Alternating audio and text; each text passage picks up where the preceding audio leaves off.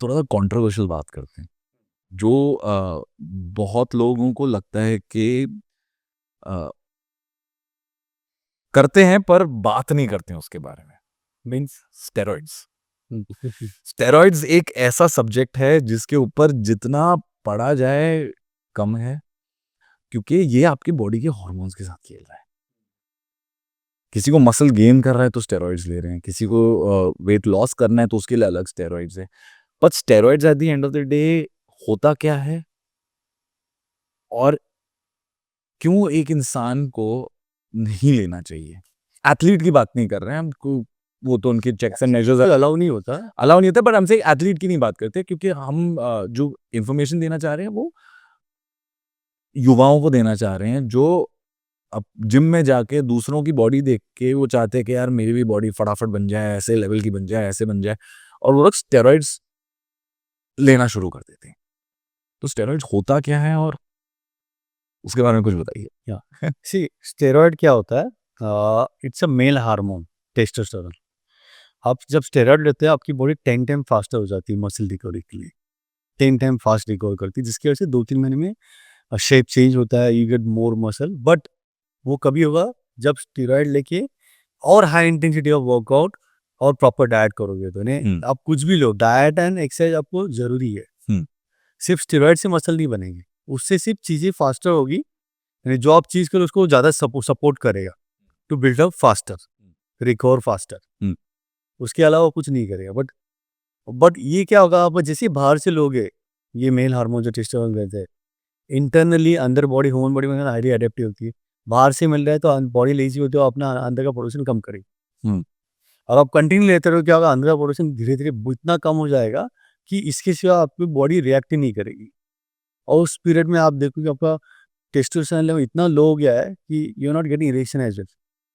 Not getting erection also. Yeah okay. So तब जाके आपको स्ट्रेस होगा, अरे as a man if I can't fulfil this thing then what to do. और फिर तब सोचिए अब इसको कैसे वापस रिकवर करो।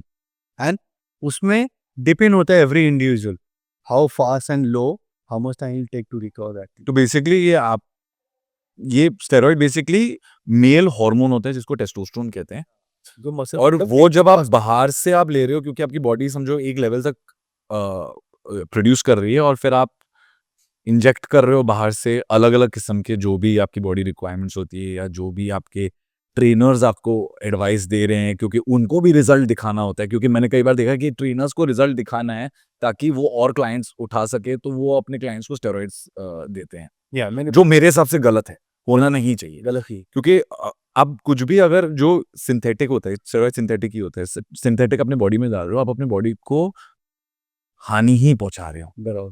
उस टाइम पे आपको नहीं पता चल रहा है, पर आगे चल के हानि होनी ही है। एम आई राइट? या परफेक्ट।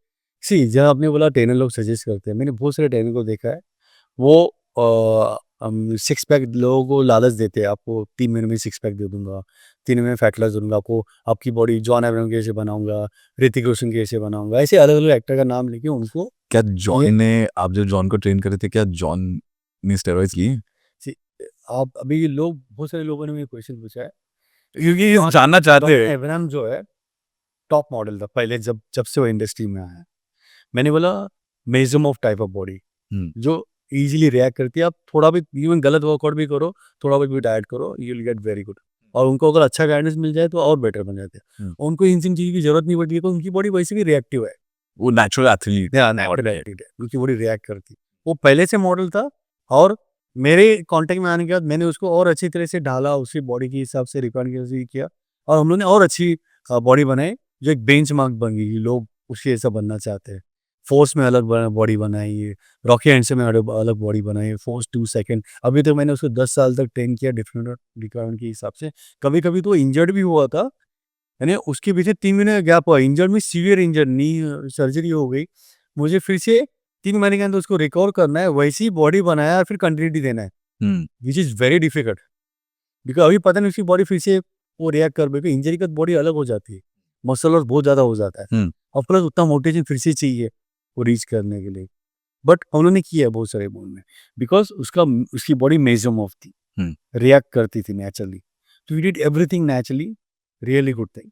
नेचुरली। या कभी भी आप के होते हुए तो नहीं, जरूरत ही नहीं पड़ी ना, जरूरत ही नहीं। जरूरत नहीं पड़ी, बिकॉज उसी उसी बॉडी रे सी मैंने ऐसे बहुत सारे, मैं किसी का नाम नहीं लूंगा, बहुत सारे लोग ऐसे होते हैं जिनके पेट है और सडनली सिक्स पैक लेके आ जाते हैं। Must be they take this support, उनकी रिक्वायरमेंट थी ये कैरेक्टर के लिए, इतने महीने का उनके टाइम पीरियड कम था, तो उन्होंने उस चीज़ को यूज़ कर लिया होगा।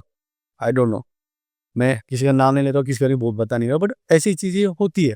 लोग करते हैं अपने रिक्वायरमेंट के हिसाब से, उनकी मर्जी होती है, उनके पास साइंस अवेलेबल होती है, उनके ट्रेनर उनको सजेस्ट करते हैं कि शॉर्ट टाइम में मैं आपको यहाँ पे लेके जाऊंगा। वो गलत है, बिकॉज इसका साइड इफेक्ट बहुत है, कैंसर होने के चांसेस होते हैं, स्टेरॉइड से। हाँ, लिवर किडनी डैमेज होने के चांसेस होते हैं, एक्ने होता है, हेयर लॉस होता है, वॉइस चेंज होता है, बहुत सारी चीज़ें।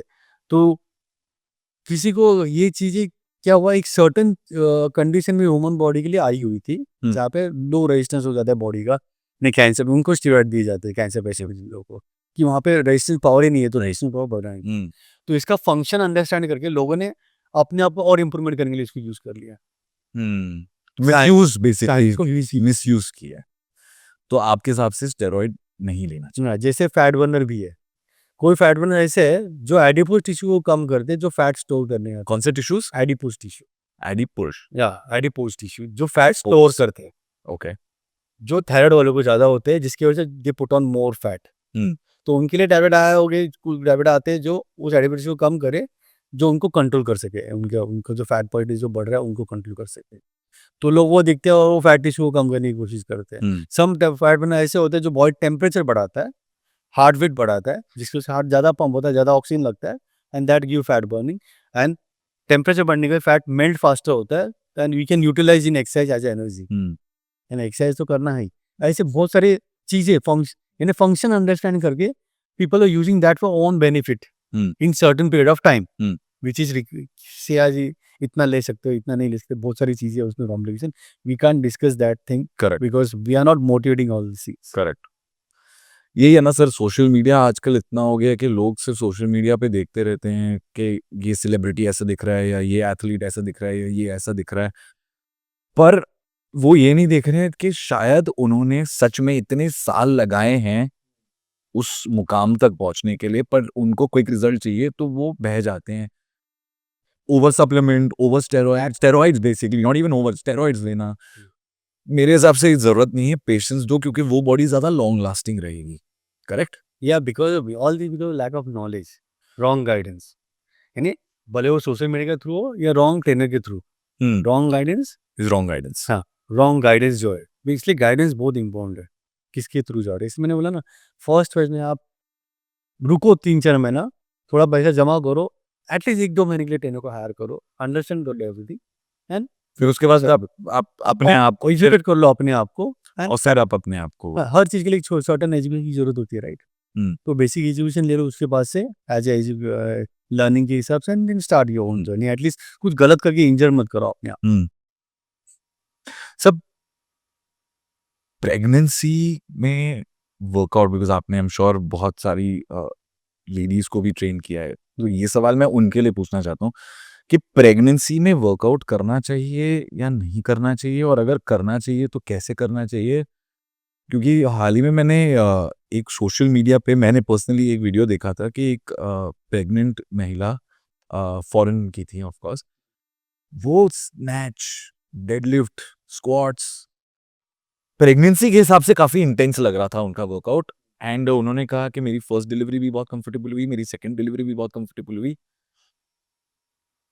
पर ऐसे मैंने देखा है कि इंडियन लेडीज में भी जिन्होंने इसको फॉलो करने की कोशिश की है या थोड़ा इंटेंस जाने की कोशिश की है, उनको कॉम्प्लिकेशंस आई हैं, यहाँ तक कि मिसकैरेजेस भी हुई हैं। तो एक प्रेग्नेंट औरत को फिट रहने के लिए और एक एक एक अपने आप को हेल्दी रखने के लिए आप क्या सजेशन देना चाहेंगे या क्या एडवाइस देना चाहेंगे, क्योंकि बहुत इंपॉर्टेंट है। या ठीक है, देखो अभी आपने बोला एक फॉरेनर लेडी को देखा, वो स्नैच कर रही है, डेडलिफ्ट कर रही है, हेड स्टैंड कर रही है, बहुत इंटेंस वर्कआउट कर रही है एजीडी वाले। वो जो वर्कआउट वो कर रही है, मे बी दैट वर्कआउट उसका 10% होगा which she was doing before, यानी बिफोर प्रेगनेंसी मस्ट बी उससे बहुत ज़्यादा इंटेंस कर रही होगी, 9 यानी 10 टाइम इंटेंस वर्कआउट कर रही होगी, वो उसके लिए अभी लाइट वर्कआउट है जो अभी कर रही है। हाँ। अपने के वुमन जो वर्कआउट ही नहीं करते और सडनली प्रेगनेंसी वर्कआउट स्टार्ट करेंगे कि फैट ज़्यादा पुट ऑन ना हो, obviously they will get complication because they are not fit already. मतलब सडनली फिट होने जाएगी वो पीरियड में जहाँ पे आपकी बॉडी थोड़ी सी चेंज हुई है एंड बहुत डेलिकेट है उस पीरियड में, तो आपको प्रॉब्लम हो गया।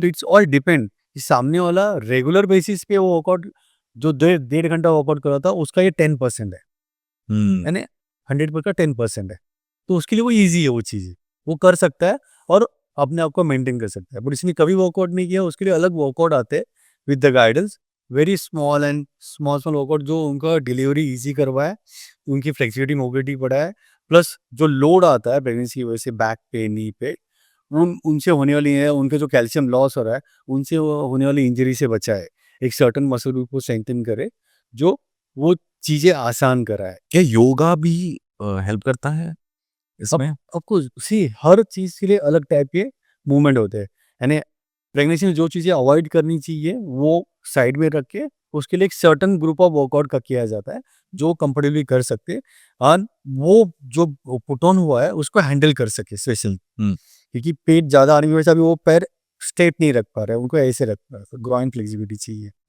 या ग्राइन मोबिलिटी चाहिए एंड चलने का स्टाइल, फिर बैठते उनको वो एडजस्ट करके बैठने हैं, उन चीज़ों को ध्यान में रखते हुए उन चीज़ों को इम्प्रूव करने के लिए इस कंडीशन में कि वो कंफर्टेबली मूवमेंट कर पाए, डे टू डे एक्टिविटी कर पाए, वो अलग ग्रुप ऑफ वर्कआउट होता है जो उनको ईजी करवाए चीज़ें इन इस दिस कंडीशन में, या ये जो पेट इतना बड़ा सडनली ऊपर आया है उसको हैंडल करने के लिए, एंड प्लस वेट भी ना पड़े एंड प्रेगनेंसी और थोड़ा ईजी हो जाए।